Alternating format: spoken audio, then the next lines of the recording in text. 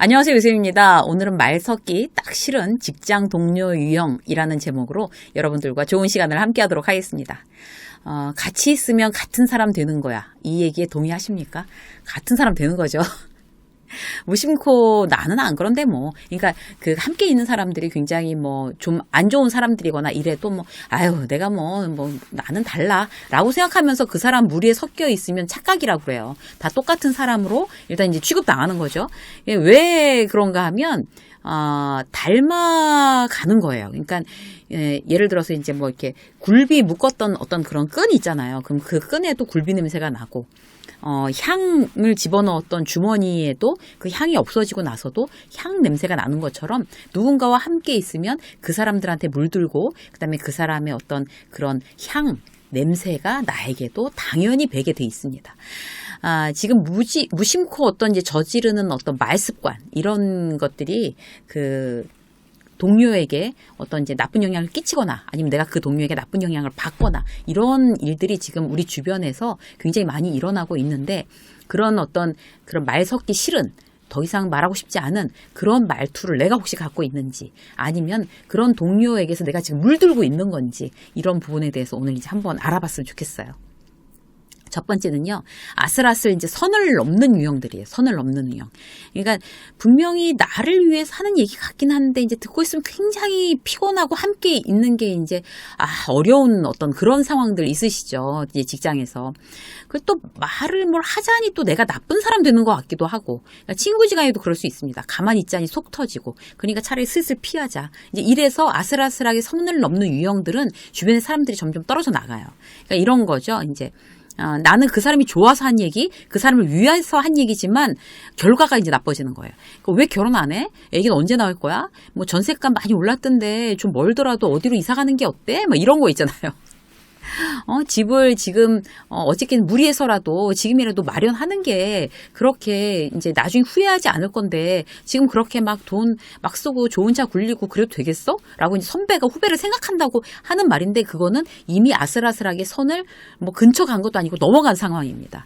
그래서 그 사람에 대한 참견이 이제 뭐 이렇게 쪘냐 말랐냐 얼굴이 푸석푸석하다 운동 좀 해라 애들 비싼 학원 보내지 마라 이런 거.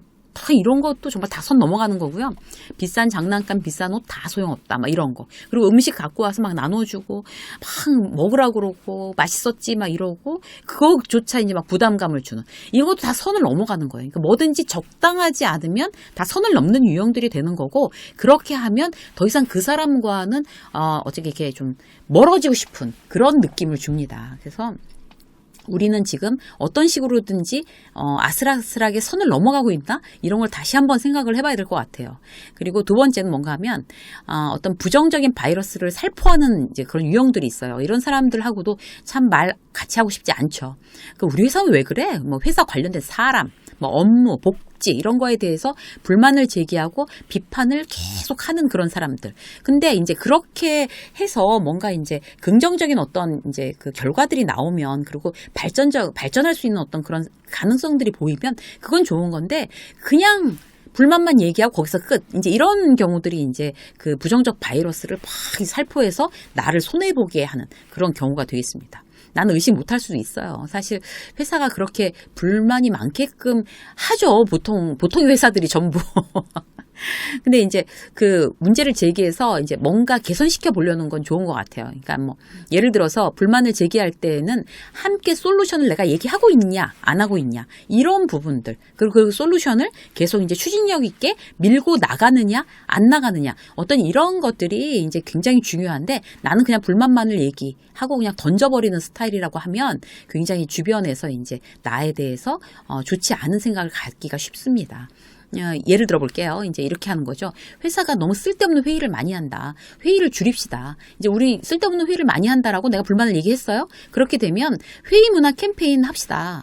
제 아이디어는 이런 겁니다. 뭐 30분 안에 서서 끝내기, 정한 시간에만 하기, 이런 거로 우리가 이제 회사 캠페인 한번 진행해 보면 어떨까요?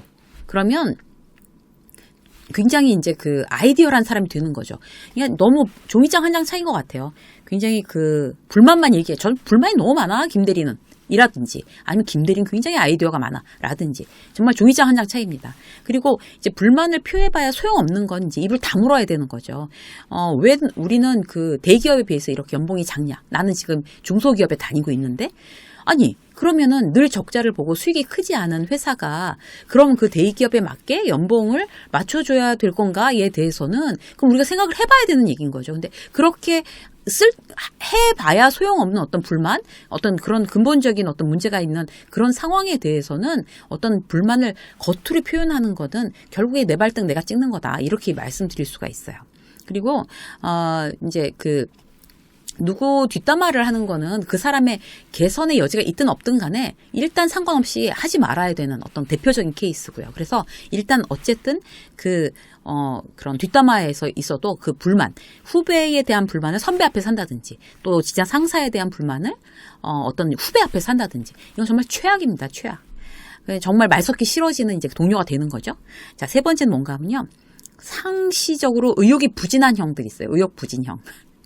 보면 늘 의욕이 없어요. 그러니까 특별히 불만을 말하지도 않고 뭐 그냥 기분이 늘 별로예요. 뭐 이런 사람들 있잖아요.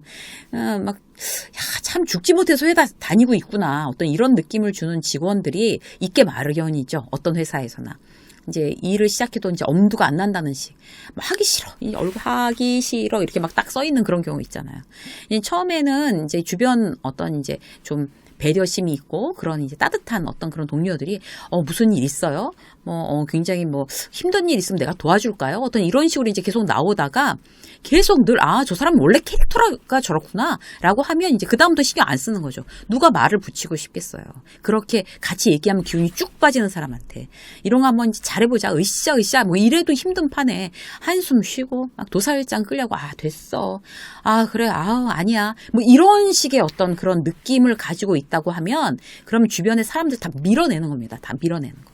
그래서 저 사람이랑 같이 있다가는 나도 의욕부진에 걸리겠다. 이래서 다 이제 밀어내는 경우니까 이제 내가 혹시 너무 의욕이 부진했다 싶으면 지금 다시 스스로 이제 어떤 이제 이렇게 의욕을 올리는 어떤 그런 방법들을 찾아봐야 되는 그런 상황인 거죠. 자, 네 번째도 뭔가 하면요. 미꾸라지 유형이에요. 미꾸라지. 어떤 건지 아시겠죠? 안 되면 네 탓, 잘 되면 내 탓. 이런 거, 내 덕, 이런 거죠. 조직이라면 이런 성향 어디에나 있습니다. 큰 회사건 작은 회사건 이제 가리지 않고 있어요. 자기가 안 좋은 평가를 받게 되면 그건 타인의 탓, 책임 전가하고 팀의 성과가 발생하면 그 공은 내 거.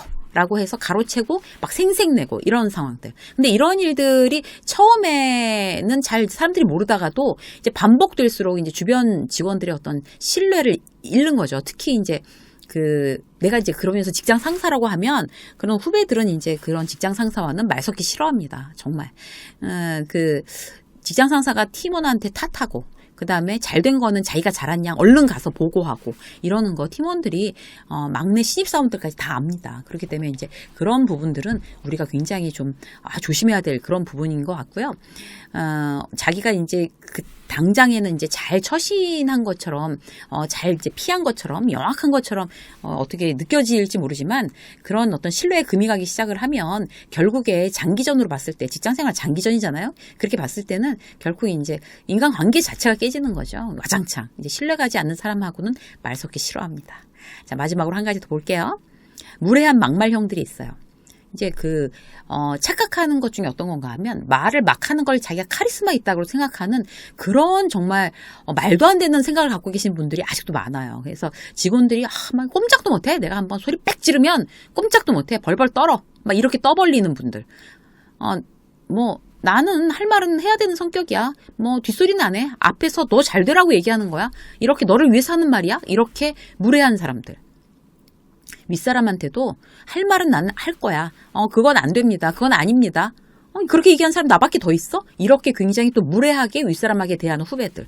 이런 스타일들은 정말 옳은 말이라고 하더라도 상대는 상처 입고 그런 옳은 말을 하더라도 같이 이제 너랑은 별로 상대하고 싶지 않아. 이제 이런 사람이 되는 거죠. 그래서 직접적으로 이제 무시하는 발언하면서 너 정신 똑바로 차리게 해주려고 내가 이런 얘기하는 거야라고 하는 거는 정신을 똑바로 차리는 게 아니라 이제 상처 주는 얘기입니다. 이제 그런 타입하고 함께 일하는 사람들은 과도하게 어떤 심리적 스트레스 받죠. 자연스럽게 성과에도 부정적인 영향을 받기 때문에 그렇게 막 무섭게 해서 막 그 직원들을 끌어당겨야 성과가 난다고 생각하는 직장 상사들은 착각하고 계시는 겁니다. 자, 어떤 그런 이제 유형들 이런 이제 지금 한 5가지 말씀드렸는데요. 이런 유형들을 공통점 같으면요. 공통점이 뭔가 하면 자기가 어떤 하는 말이 타인한테 어떤 느낌을 주고 어떤 생각을 일으키는지 이제 스스로 잘 생각을 못하는 경우예요. 무심한 경우나. 그래서 나의 어떤 감정이나 생각이 굉장히 중요하잖아요. 상대방의 감정이나 상황도 대단히 중요하다는 거를 생각하고 내 중심적으로 행동을 그렇게 이제 말에 있어서 태도에 있어서 이제 하면 안 되겠구나라는 거를 이제 다시 한번 체크 이렇게 하시면 될 것 같아요. 자기의 어떤 그런 말에 의해서 남들이 나한테 가까이 오기도 하고 멀어지기도 하고 마음이 말이죠. 늘 같이 이제 몸이 이제 항상 이게 가까운 데 있다고 해서 그 사람들의 마음도 내 곁에 있는 건가요? 그거 아니잖아요. 그래서 마음도 내 곁에 있게 하기 위해서는 최소한 지금 5가지 무심코 하는 그런 버릇이 있다면 이제 딱 버리시고 그다음에 주변에 그런 말들을 하는 사람하고는 이제 웬만하면 멀어져서 감정적으로 멀어져서 내가 어떤 부정적인 에너지를 받지 않겠다 이렇게 생각하시는 거 중요할 것 같습니다. 유세미 직장서 오늘 여기까지 하겠습니다. 고맙습니다.